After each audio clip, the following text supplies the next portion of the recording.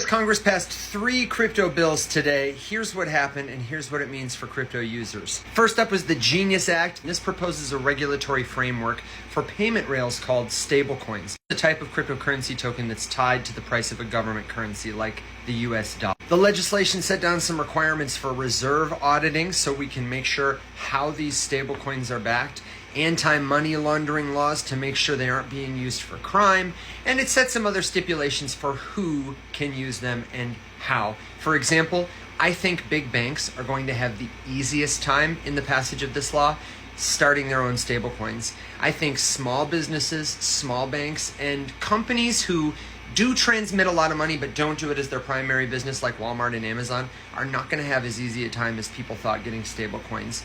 And ultimately, it's good for consumers like us that more people will have more options to use crypto stuff. It'll save them money.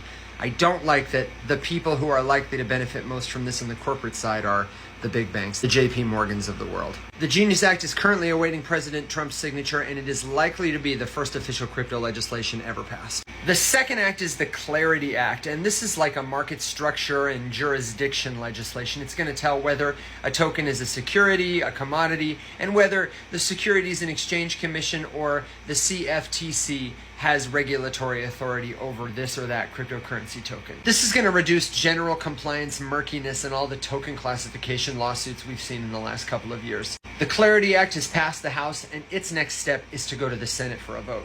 Finally, the anti-CBDC Surveillance State Act sounds like it came from 1984 and basically bans the Federal Reserve from issuing a central bank digital currency, a cryptocurrency that is controlled by the government the way our dollars are. By banning a CBDC, Congress really embraced the viewpoint of many crypto advocates who feel that surveillance could be an overreach. This really positions the United States as a privacy-friendly crypto hub in contrast to other nations who are exploring CBDCs like China. However, I will say it is against the grain of some of our past actions. Most notably in my mind is we've got some painful lawsuits against crypto companies because we are not very privacy friendly. First of them is the Tornado Cash lawsuit, the most important lawsuit happening right now for the crypto space. This one also just passed the House and needs to go to the Senate for another vote. Crypto markets are already reacting in a really positive way with some tokens setting big time gains. I expect this will lead to more institutional and retail adoption as stablecoins and tokenized assets become safer and more well regulated. I also think it's going to help the US compete in a more significant way with other crypto hubs abroad like Switzerland or Dubai or Singapore.